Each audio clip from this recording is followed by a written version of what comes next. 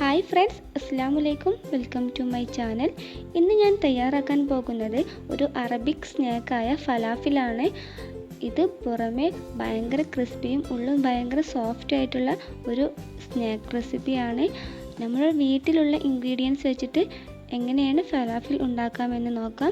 അതിനു മുമ്പ് ആദ്യമായിട്ടാണ് എൻ്റെ ചാനൽ കാണുന്നതെങ്കിൽ സബ്സ്ക്രൈബ് ചെയ്യാനും തൊട്ടടുത്തുള്ള ബെൽ ബട്ടൺ ക്ലിക്ക് ചെയ്ത് അതിൽ ഓൾ എന്ന ഓപ്ഷൻ സെലക്ട് ചെയ്യാനും മറക്കരുത്. അപ്പോൾ നമുക്ക് വീഡിയോയിലോട്ട് പോകാം. ഇതിൻ്റെ മെയിൻ ഇൻഗ്രീഡിയൻസ് എന്ന് പറയുന്നത് വെള്ളക്കടലയാണ്. ഞാനിവിടെ 1 കിലോ വെള്ളക്കടല ഉപയോഗിച്ച് എങ്ങനെയാണ് തയ്യാറാക്കുന്നത് എന്നാണ് കാണിക്കുന്നത്. അതിനു വേണ്ടി ഒരു 6 മണിക്കൂറെങ്കിലും വെള്ളക്കടല നന്നായി സോക്ക് ചെയ്ത് വെക്കുക.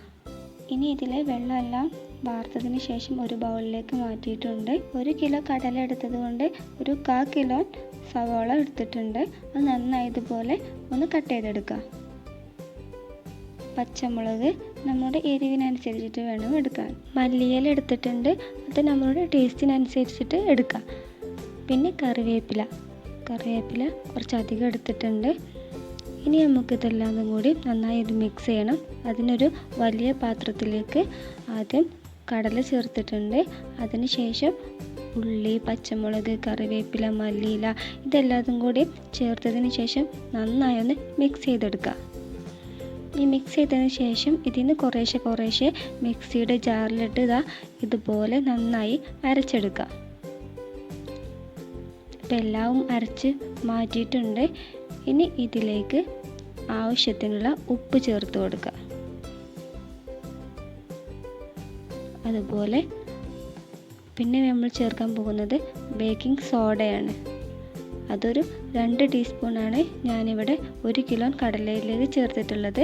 നമ്മൾ എടുക്കുന്നതിനനുസരിച്ചിട്ട് ചേർത്ത് കൊടുക്കുക. അതിനുശേഷം നന്നായി ഇതുപോലെ മിക്സ് ചെയ്തെടുക്കുക.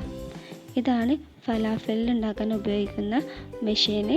ഇതില്ലെങ്കിലും കുഴപ്പമില്ല, നമ്മൾ കയ്യിൽ വെച്ച് ജസ്റ്റ് ഒരു ബോൾ ഷേപ്പിലാക്കിയിട്ടും ഫ്രൈ ചെയ്തെടുക്കാവുന്നതാണ്. അല്ലെങ്കിൽ പരിപ്പ് വടയുടെ ഷേപ്പിലോ എങ്ങനെ നമ്മുടെ സൗകര്യത്തിനനുസരിച്ചിട്ട് എങ്ങനെ വേണമെങ്കിലും നമുക്ക് തയ്യാറാക്കാവുന്നതാണ്. എണ്ണ ചൂടായതിന് ശേഷം ഇതുപോലെ നന്നായി അതിൻ്റെ ഉള്ളിൽ മസാല നിറച്ചിട്ട് ഒന്ന് പ്രസ് ചെയ്ത് എണ്ണയിലേക്ക് ഇട്ട് കൊടുക്കുക. തീ നല്ല ഹൈ ഫ്ലെയിമിലിട്ടിട്ട് വേണം നമ്മളിത് ഫ്രൈ ചെയ്തെടുക്കാൻ. ഏകദേശം ഈ ഒരു ബ്രൗൺ കളറാവുമ്പോൾ ഇതിനി എണ്ണയിൽ നിന്ന് മാറ്റിയെടുക്കാം. അപ്പോൾ വളരെ സിമ്പിളായിട്ടുള്ള ഒരു റെസിപ്പിയാണ്. അപ്പോൾ എല്ലാവരും ട്രൈ ചെയ്ത് നോക്കണം. നല്ല ടേസ്റ്റി ആയിട്ടുള്ള ഒരു ഡിഷാണ്. അപ്പോൾ ആദ്യമായിട്ടാണ് എൻ്റെ ചാനൽ കാണുന്നതെങ്കിൽ സബ്സ്ക്രൈബ് ചെയ്യാനും ലൈക്ക് ചെയ്യാനും ഷെയർ ചെയ്യാനും കമൻറ്റ് ചെയ്യാനും മറക്കരുത്.